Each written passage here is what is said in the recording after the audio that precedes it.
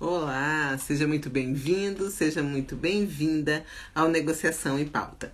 Hoje ainda estamos na semana, não é? Então eu prometi aqui vir falar mais uma vez essa semana, só consegui hoje no sábado, num dia, né, meio de descanso, mas aí eu tô aqui para conversar com você. Oi, boa tarde. E o que você veio conversar agora, rapidinho, nessa tarde de sábado, né?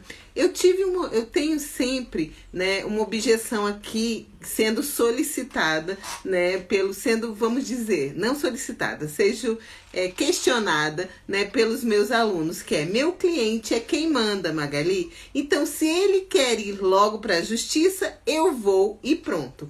Então, a gente pensa, né, nesse ponto de vista de que o cliente realmente é aquele que manda, né? A gente pode até concordar que o cliente concordar não, ele é realmente a pessoa mais importante, né, que chega no nosso escritório, ele que mantém nossa atividade de advocacia, vamos dizer assim. Mas será que ele sempre vai mandar nessa decisão de qual método é o melhor a ser perseguido, ao melhor a ser sugerido, né? Aquele a ser direcionado? Será que é o cliente que vai fazer isso ou é a gente conversando com ele que vamos chegar a um ponto de acordo, né?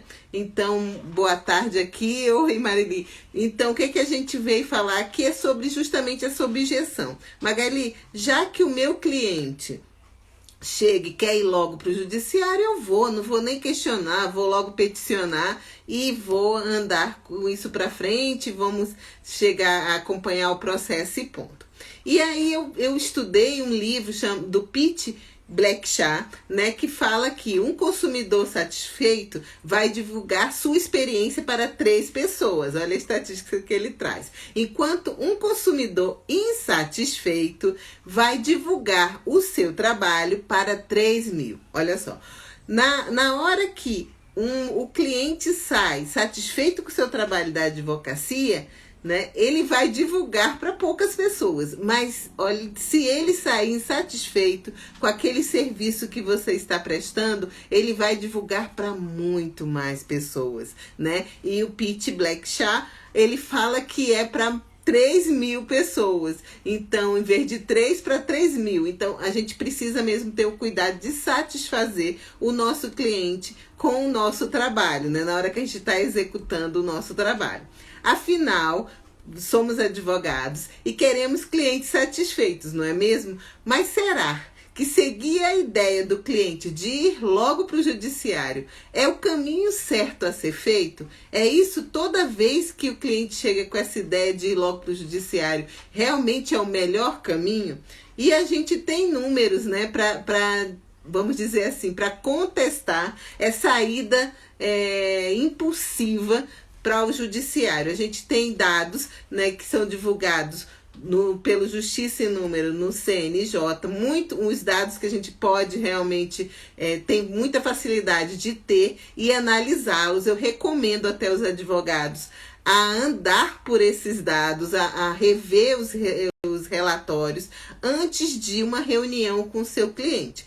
Porque quando o cliente vem com essa expectativa de que só o judiciário vai resolver, né, a questão, você precisa demonstrar para ele os obstáculos, né, e aquilo que vai impedir que o judiciário seja o melhor caminho, e também você tem que justificar que existem outros caminhos. Eu sempre prego a realização das árvores de decisões, né, junto com o caminho, a escolha do melhor caminho pelo cliente. Então, a gente demonstrar esses números é muito importante. Então, estão falando aqui, né?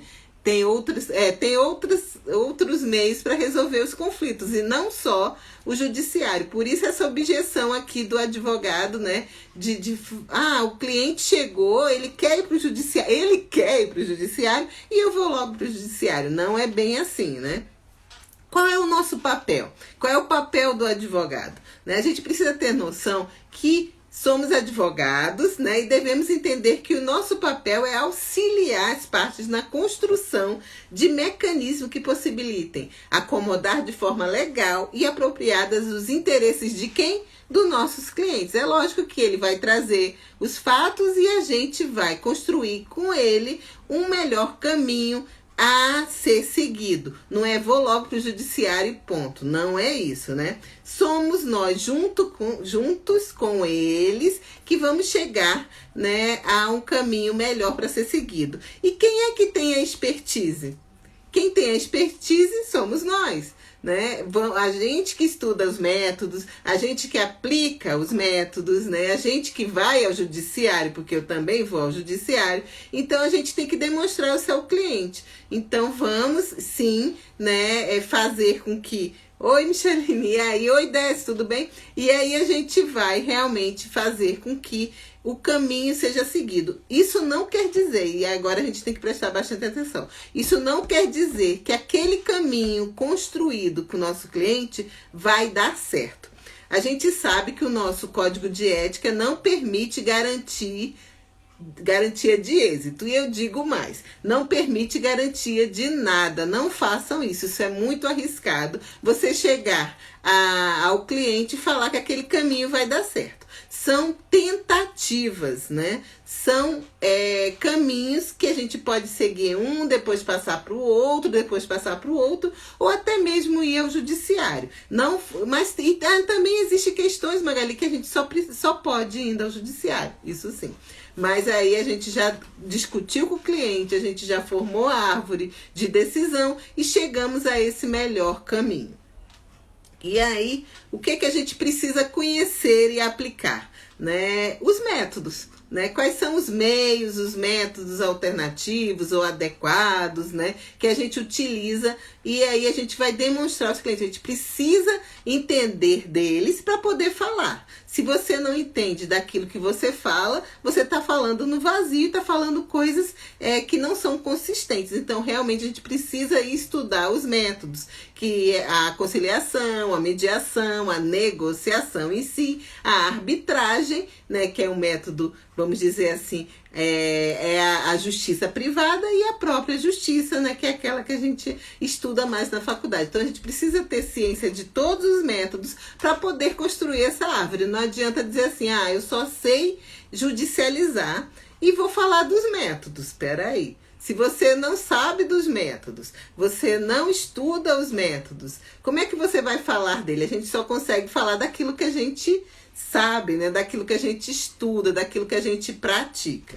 Então, existem vamos dizer assim, dois caminhos a serem perseguidos. Os caminhos da autocomposição e o caminho da heterocomposição. É isso que você tem que explicar para o seu cliente. Existe o caminho da autocomposição e o nome diz autocomposição. É uma forma de solucionar os conflitos com um consentimento espontâneo, né, dos conflitantes. Vamos dizer assim, existe a heterocomposição, que vai precisar de um terceiro, né? Então, a primeira divisão que a gente faz na cabeça do nosso cliente é isso, a autocomposição, que aqui no Brasil a gente usa negociação, a gente usa conciliação, a gente usa mediação, e a gente usa também algumas espécies que estão lá elencadas no nosso Código de Processo Civil. Pouca gente fala, mas são os negócios processuais, né? Que é a transação, a submissão, a renúncia. Isso também é um método autocompositivo.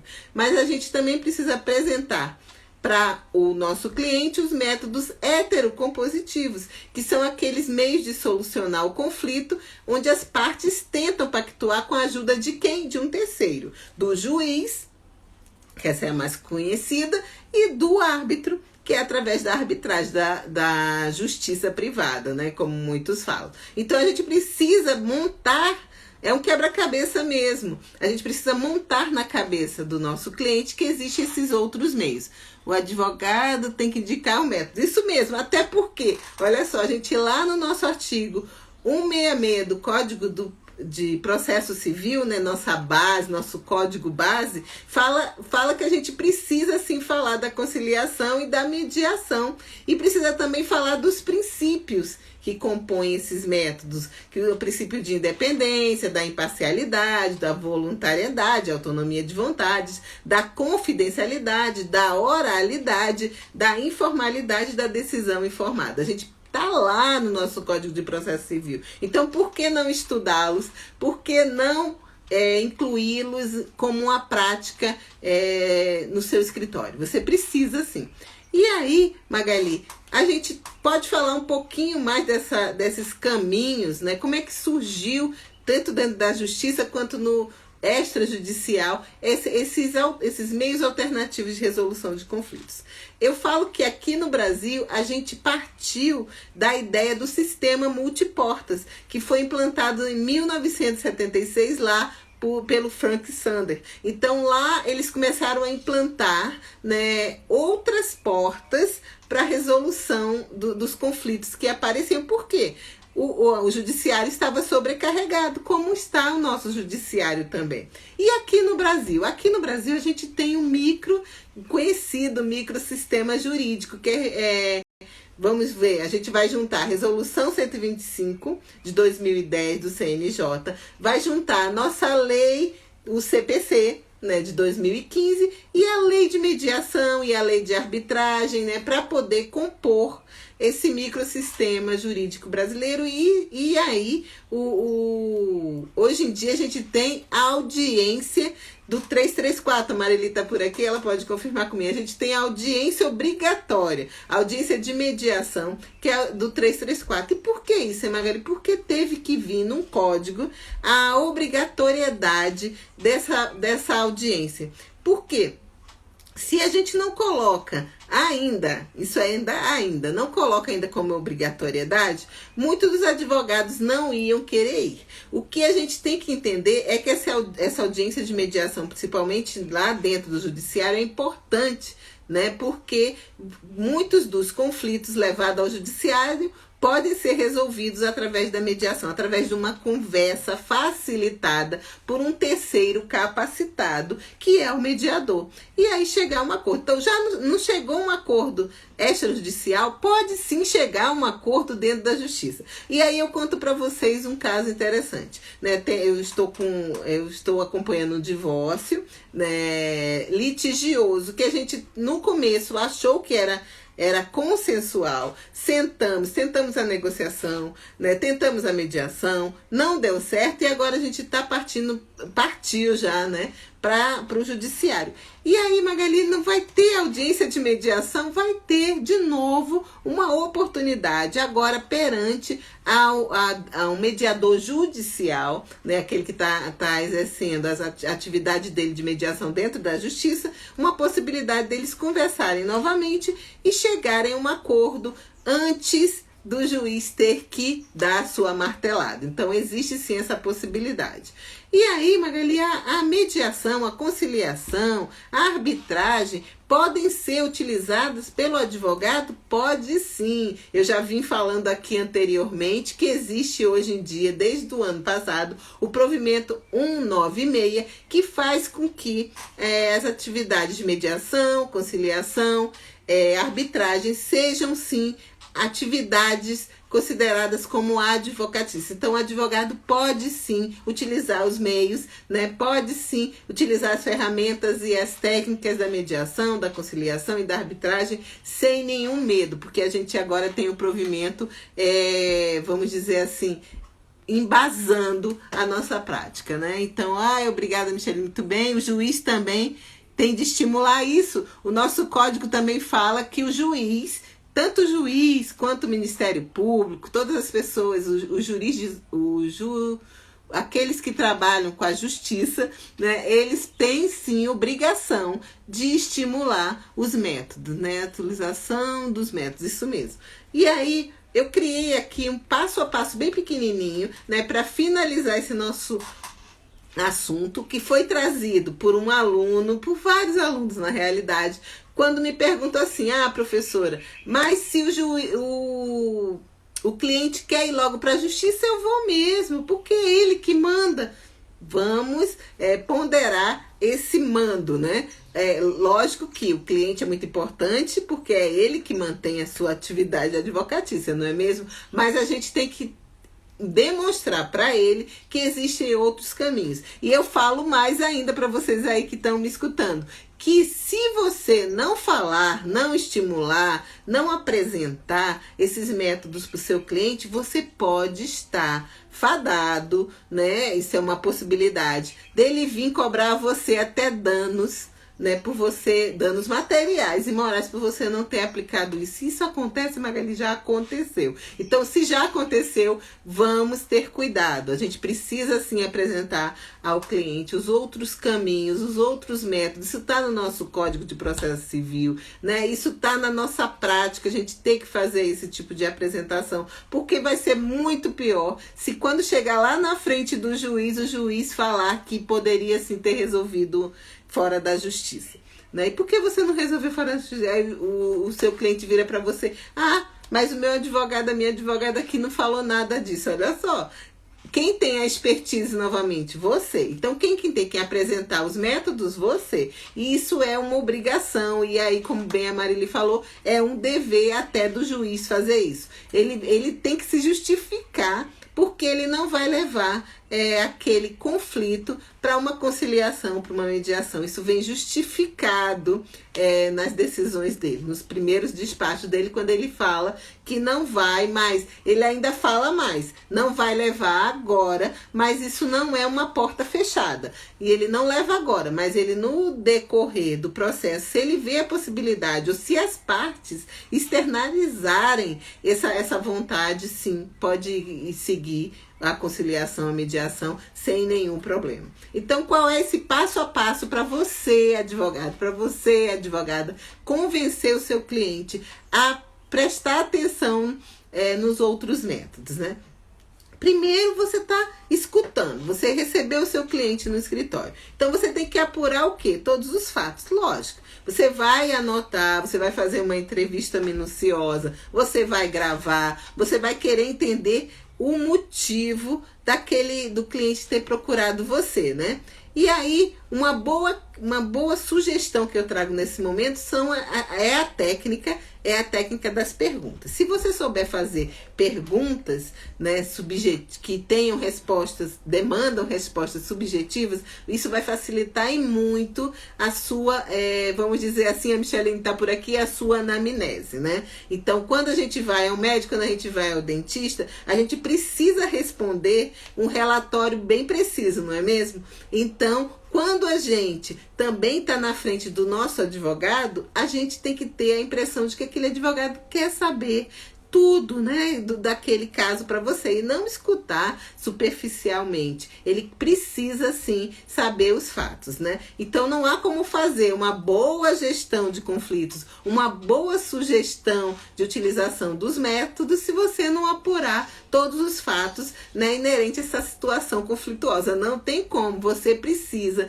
na hora que você estiver, né, se preparando, ou mesmo na hora da entrevista com o seu cliente, saber todos os fatos. Você precisa disso. Outra coisa, né? Se você quer saber todos os fatos, se você utiliza as técnicas de pergunta, você está querendo o quê? Que foi a minha live passada, da segunda-feira, e escutar o seu cliente. Então, você precisa, sim, ter a escuta ativa. Porque esse diálogo, tanto você falando menos, escutando mais, é um diálogo, sim, né?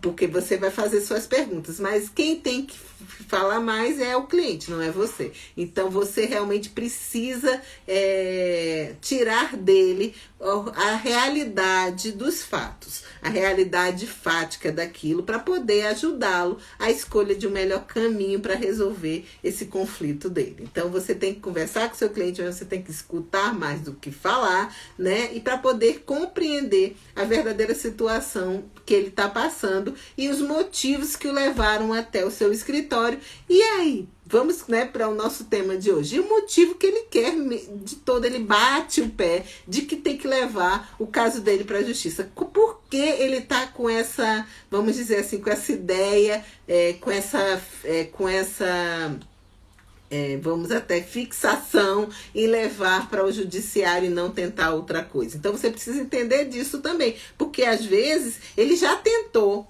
né? Ele já conversou, ele já tentou negociação, ou até ele já levou a mediação, ele é o próprio mediador. Então você precisa também entender isso, porque aí sim você vai logo para o judiciário, porque já teve as outras tentativas, já teve as outras alternativas, os outros métodos adequados sendo utilizados. Então você precisa escutar mesmo, né?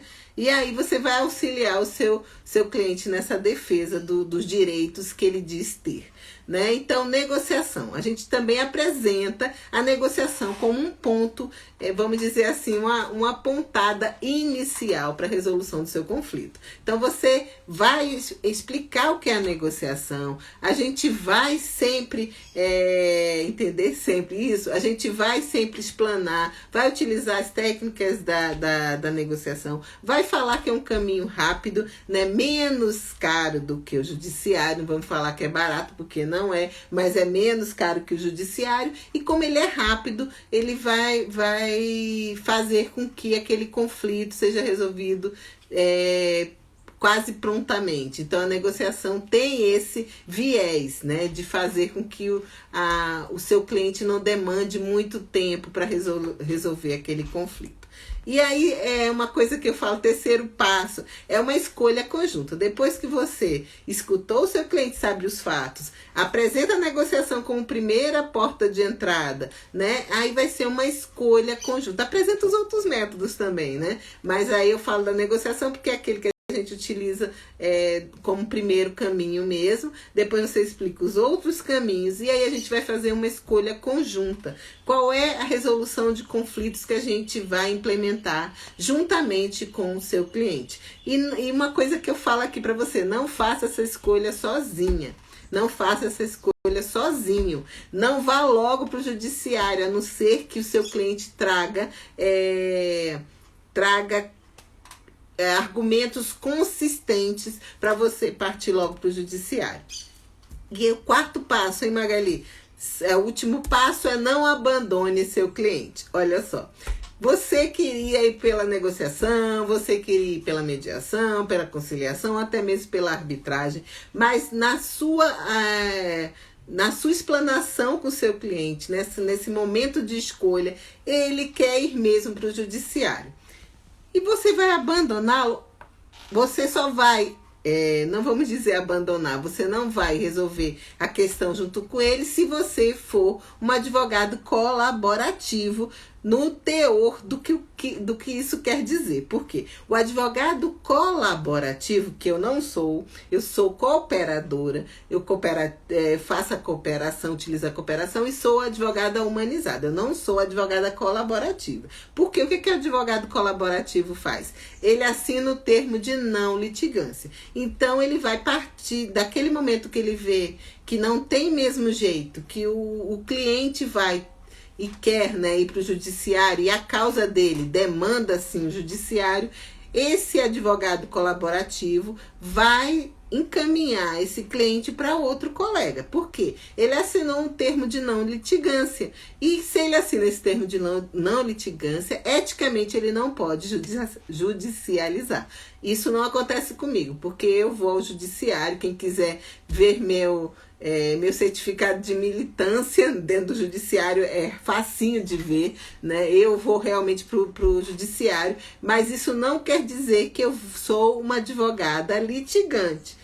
Isso não, né? Isso quer dizer que eu tentei os outros caminhos e naquele caso especificamente a gente precisa realmente demandar no judiciário, né? Porque não tem como a gente utilizar, ou a gente até já utilizou os outros métodos e não teve como resolver aqueles conflitos. Então, e aí, após isso aqui, para finalizar a nossa live de hoje, após finalizar, né, essa escolha junto com o cliente, se foi até o do judiciário, você não pode abandonar o cliente. Não é isso, não fique com raivinha, não bata o pé, poxa, eu queria, mas não vai, não é isso. Nesse momento, foi uma escolha mais prudente, O cliente não se convenceu dos outros métodos, né? Apesar de você ter essa consciência, ele não teve, e não é por isso que você vai abandonar esse cliente. Você precisa de clientes, a sua carteira de clientes é importante para a manutenção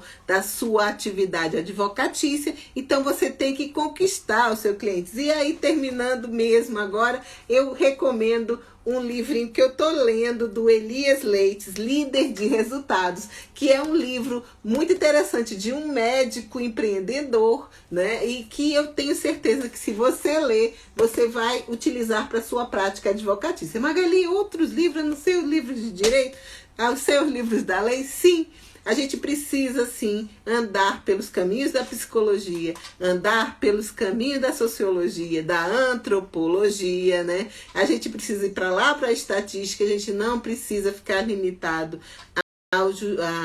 ao estudo das leis, ao positivismo, não. A gente precisa ter essa cabeça com a interdisciplinariedade para poder fazer essa advocacia que eu divulgo, que eu prego, que eu faço questão de falar que sou, que é a advogada humanizada. Então, muito obrigada pela presença de vocês aqui nessa live de hoje, numa tarde de sábado, que aqui no DF está maravilhosa, com um solzão desse tamanho. Então, e obrigada aí por ter me acompanhado, Li, Micheline, obrigada. Tchauzinho.